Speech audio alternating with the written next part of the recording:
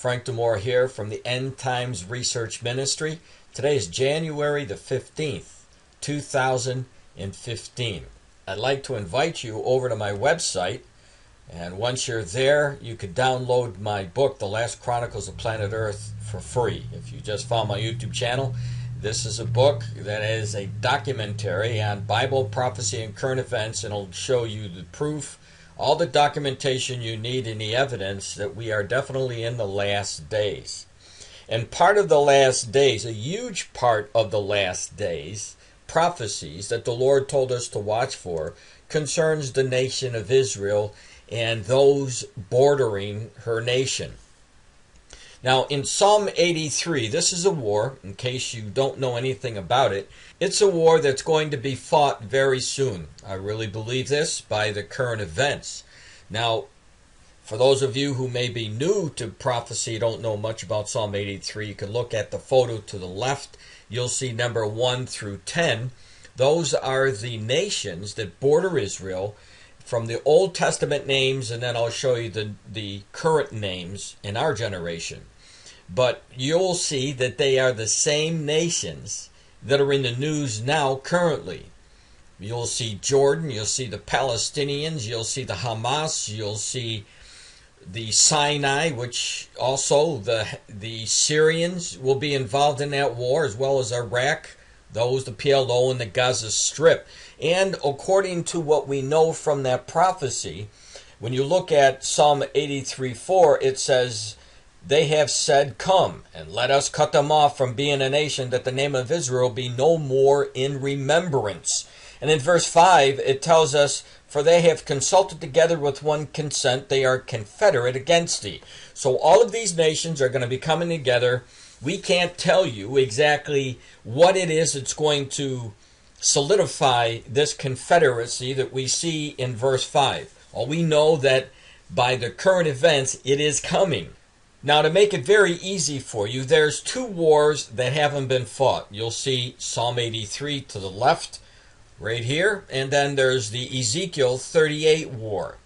Now, the Psalm 83 war, you'll see again what I did is I named Edom and Moab and Aram, and you'll see all of the different names here, and then again the modern day. Now, the map to the left here, you'll see the location, and these are the nations that really border right now Israel.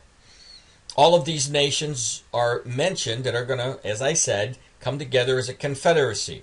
Now, once this war is over, that's when the Ezekiel 38 war will take place, and this is a war that will mainly involve the major participants, Russia and Turkey, and of course Iran. But there's a list here, as you can see, of all the different Muslim nations that will be coming against Israel in the last days. And you'll see that these nations do not border Israel, unlike we see here in Psalm 83. Different people, different wars. These nations are the nations, as we see from the scriptures, from the northern quarters. Massive amounts of numbers, Muslims coming to attack Israel right here in the middle of the world, this tiny little nation the size of New Jersey. So it's going to be a battle that will look to anybody who sees this. It will definitely be broadcast on the news on every channel just about when it actually takes place. As a matter of fact, both of these wars will be. But the odds are going to be stacked up against Israel as they were in so many different wars that Israel has won. And obviously, if you know the word of the Lord, you will know that this war, the Psalm 83 war, and as well as the Ezekiel 38 war, will be won by Israel. Now, the only difference between these two wars that involves the army of Israel is going to have to fight this war, the Psalm 83 war. They're going to be involved in. However, we read in the scriptures that in the Ezekiel chapter 38 war, God is going to fight that war for Israel. Israel's army isn't going to have to fight this war. They're going to be so outnumbered. There's no way they'd be able to win unless the Lord himself intervene in this war. And this is what you're going to see happen when you read Ezekiel chapter 38 and 39. So just as a refresher, you see the Hezbollah, the Hamas, the Palestinians. You'll see Saudi Arabia. You'll see Jordan. I'm going to mention these, and Syria and Egypt, because these are in the news again today. And I want to make the connection so that you'll get a clear picture of what's taking place and how the current events are moving step by step to fulfill the prophecies that haven't been fulfilled yet. Now, for a very long time, I've been warning people about what is going to happen in the future. I talked about the attacks coming from Hezbollah, the attacks coming from Hamas and the Palestinians, and how they're never going to stop attacking Israel. Now, you're seeing only some of my warnings on the screen right here, all the way back from 2010, all the way back to 2007. But I'm not going to give you all of my warnings. If you go to Google search, just put in my name, Frank DiMora, and the Hamas will attack Israel, or Egypt will attack, or any of those nations that are mentioned in the Psalm 83 war, and you will see some of my warnings about what's going to happen in the future. Here's some more back from 2011. You'll see Hezbollah is preparing a big surprise for Israel. Nasrallah, of course, he is the leader of this Hezbollah organization. And then here's some more in 2013. And if you go to check 2014, you're going to see that. And obviously, during the course of 2015, I will be posting those warnings as well. But here's the bottom line. The nations are going to attack Israel. I've been telling you over and over again that they are arming themselves in preparation for the next war. It has to happen. It will happen, because the Lord specifically gave us the detailed information about those wars. Psalm 83 and Ezekiel 38 and 39. So let's take a look at the news. Jerusalem Post. This came out January the 15th of 2015. Nasrallah. And then, of course, I did talk about Nasrallah, the Hezbollah leader. Hezbollah prepared for war deep into Israel beyond Galilee. What you're seeing, again, the news is the prelude to this coming war. The very people that are listed in the Psalm 83 war, they're saying the exact things that the Lord had already indicated so many years before it actually is going to take place. It says, we have made all necessary preparations for a future war with Israel, Hezbollah chief says. And anyone who read Ezekiel or the Psalm 83 war would understand that they would have to get ready to see it, to witness the very thing that the Lord had said. So what we're seeing here from Nasrallah isn't new news to anyone who studies the word of the Lord. Hezbollah is prepared for military intervention in Israel's Galilee and beyond. Deeper into Israeli territory, the group's leader, Hassan Nasrallah, said in an interview with Lebanon's Al Mayadeen TV to be aired Thursday evening, we have made all necessary preparations for a future war with Israel, Nasrallah said. And guess what? What future war is he referring to? Well, obviously, if you believe Christ, if you believe the Lord God, it's the Psalm 83 war. No guessing about it. He vowed that the group would not stay quiet in the face of attacks attributed to Israel in Syria. And as I said, this is the reason why I gave you the names just before I went into the news. You saw Nasrallah, and now you see Syria, both mentioned in the Psalm 83. It says, we will provide an answer for every attack against Syria, he said. We have military abilities that will deliver us to victory against Israel, Nasrallah threatened. The military capability of the resistance has not been damaged, and if Israel thinks definitely, it is wrong. And of course what they're referring to is the last skirmishes that just took place last year at the end of 2014. Now, in many of my warnings, if you go back, you'll see that I've been telling people that after the 2014 campaign against Israel, that once it stopped, all that these enemies did, Israel's enemies, was to go back and to start rearming themselves for the next war.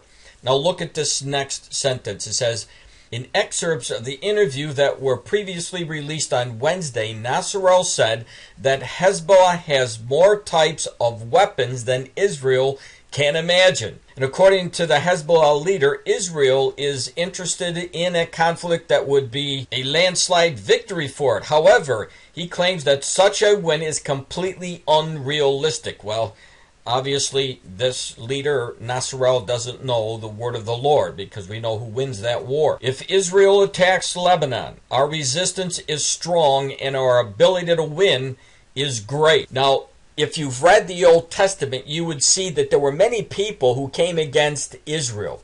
Many kings who thought that they would be able to destroy the nation of Israel. They said similar things like Nasrallah is saying, and those kings, as we read the stories, those kings also failed when God intervened, as he's going to be doing in our generation in the Psalm 83 war. He is not going to allow Israel to be defeated. Now, for Nasrallah and for those who don't know, in the book of Ezekiel, chapter 37, verses 9 through 14, this is where God shows us that Israel was going to become a nation again.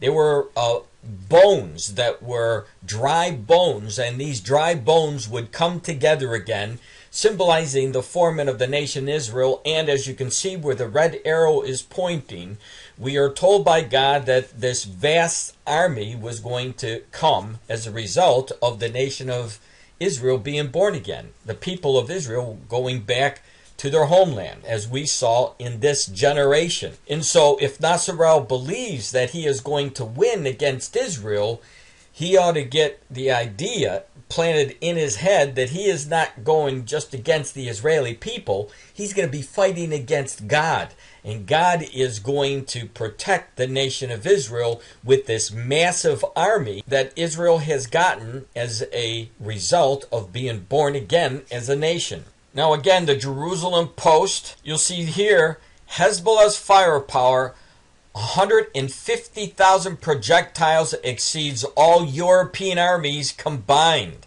It says former National Security Advisor outlines all the major security threats Israel faces in Begin Sadat Center report. So Israel knows what they're going to be facing. Let me show you what they said. The IDF must be prepared for three principal security scenarios in the near future, former National Advisor Major General Yaakov Midra has said, naming them as a large-scale ground war against Hezbollah in Lebanon. Again, those names in Psalm 83. Attrition against Hamas, which is also mentioned in Psalm 83. In Gaza, which is also mentioned, of course, they would be the Palestinians, and the possibility of military operation in Iran. So you have a lot of those nations mentioned in Psalm 83 in this article, and then it mentions Iran, which is in the Ezekiel 38 war. The military must prepare for these challenges while providing ongoing security. Midor, a senior researcher at the Begin Sadat Center of Strategic Studies, said in a report published on the center's website. The feat will be neither easy nor cheap, he added. The most significant threat to Israel's very existence is the possibility that sometime in 2015, Iran will reach a deal with the West that would allow it to pursue some of nuclear military capability. And of course, I've been warning that Barack Obama isn't going to do anything to stop Iran up until right now. And they've been discussing this for the past 5 years. Nothing has been done to stop Iran's quest to get a nuclear bomb that they want to use against Israel. So this process will not come to fruition this year, but a bad deal with the superpowers would be an important milestone for Tehran, Admira warned. Looking ahead to 2015, Israel faces threats posed mainly by non-state entities motivated by Islamic ideology. The strongest of them is Hezbollah, which was formed with a dual purpose in mind.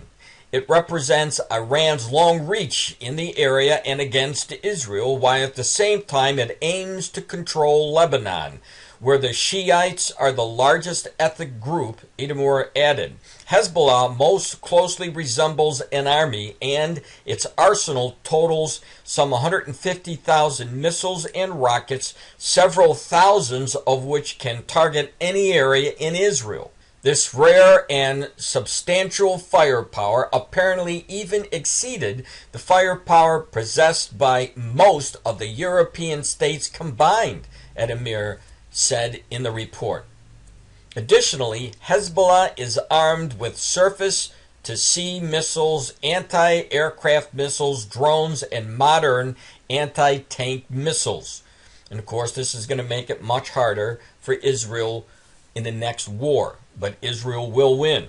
It is well organized into a military-style hierarchy and appears to possess command and control systems of high quality. It was established by Iranian leaders, but its leadership has always consisted of Lebanese people who were closely linked to Iran's interests, the report continued. And of course, we see, guess what?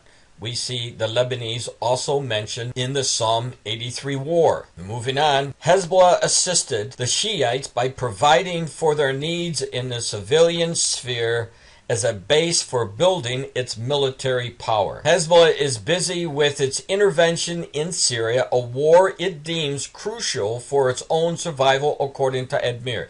It fights beside the Syrian Alawites because it needs them to stay in power. If Assad survives, Hezbollah's status in Lebanon will increase, as will its status in Damascus. Hamas in the Gaza Strip also constitutes a steadily rising security threat, one that is able to manufacture its own long-range rockets and tunnel grid.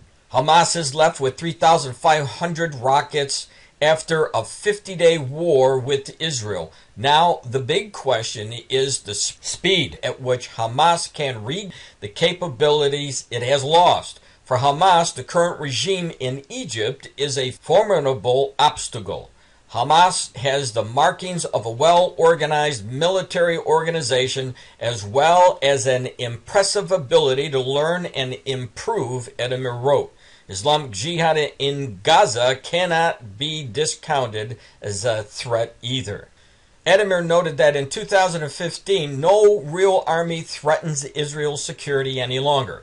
Egypt's military does not hold Israel as a prime target, and the Egyptian military leaders have yet to consolidate their hold on power, the former national security advisor argued.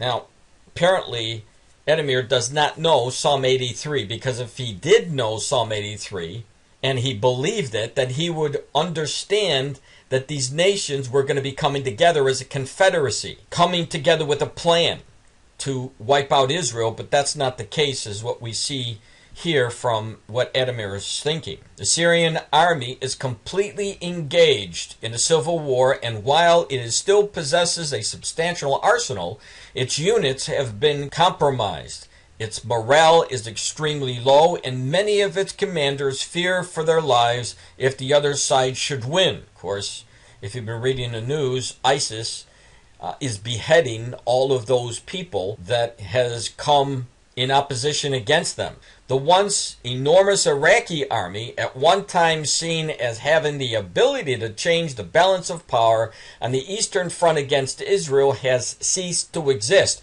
And the reason why is because ISIS went in there and they started to destroy Iraq. And of course, ISIS is now just about in all of the nations that we see in the Psalm 83 war. So again, just current events showing us what's going on. Additionally, DiMora stated, the small but professional Jordanian army is looking east and north towards the crumbling states of Iraq and Syria. And of course, we know that something is going to happen with Jordan, because Jordan is mentioned in the Psalm 83 war. So that's why they're looking towards what's going on in Syria and Iraq, because ISIS is already very, very much in control of these areas. And Jordan thinks that they're going to be overtaken by ISIS, and I believe that's a good possibility. Islamic terrorists are thriving within the power vacuum in both countries, and Jordan may already be in their crosshairs. Gulf states led by Saudi Arabia. Saudi Arabia is mentioned in the Psalm 83 war, are arming themselves with the best of the Western weaponry to prepare themselves for Iran. And then finally, radical jihadist elements are basing themselves in the Sinai Peninsula. And of course, the Sinai Peninsula, where's that? Egypt. What does the Lord say about Egypt in Psalm 83? They're involved in the war against Israel. So can you see a clear picture now? It goes on, and Syrian Golan. But the threat they pose to Israel is less significant due to their current lack of strength, he said. Keep in mind, Edemir, no doubt, is someone of intelligence with the military might of Israel. But the knowledge and the belief of what the Lord shows us, it looks and it appears that he does not possess the wisdom that God really wants him to have about who is going to attack Israel, what is really going to take place. When you have this ex-general saying that he doesn't believe that Egypt is in a position or Iraq is in a position, he doesn't know that something is going to happen to solidify all of these entities together to attack Israel at once. Now, also from the Jerusalem Post, which came out on the 4th of January 2015, it does show us how people who normally don't get along, these different factions in the Middle East, are coming together to fight against Israel. And they, again, are the same people mentioned in Psalm 83. In this article, it says the top Hezbollah official, Shi'ites and Sunnis, will unite to fight Israel in next battle. And of course, I'm going to say it again, that next battle, no doubt, will be the up-and-coming Psalm 83 war.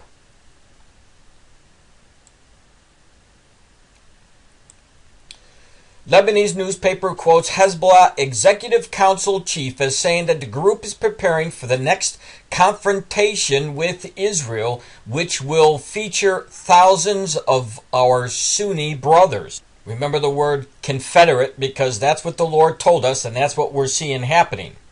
Hezbollah Executive Council Chief Sheikh Nabil Kayuk said that Hezbollah is preparing for the next confrontation with Israel, in which thousands of Sunnis will join the Lebanese Shiite terror group, according to the Lebanese news site The Star Daily. Hezbollah's involvement in the Syrian civil war and support of the Syrian regime that is fighting Sunni forces has exasperated Lebanon's already fraught sectarian lines. Kayuk accused Israel of exploiting the sectarian aspect of the Syrian crisis to weaken Hezbollah.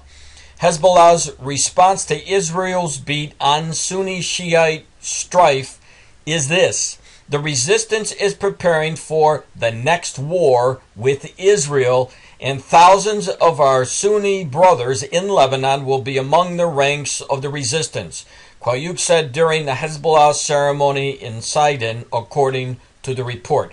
And that's all you really need to know about this article, because I wanted to show you that these people are solidifying and coming together to join forces against Israel to fulfill the Psalm 83 war. Now, if you'd like to know more, the specifics about the Psalm 83 war and also the Ezekiel 38 war, which I discussed in these videos, you can go to my website, as I said. Download my book today for free. You'll see it's 100% free. Just follow the writing. You'll come to a link to my newest updated version of the Last Chronicles of Planet Earth, and you can download it today, immediately, to get all this information absolutely free. This is Frank DiMora with the End Times Research Ministry, saying God bless, and please bow down, worship the Lord, because sooner or later you will do it from your heart, or you will be forced to do it at the judgment seat of Christ. Every knee shall bow and every tongue will confess that Jesus Christ is the Lord.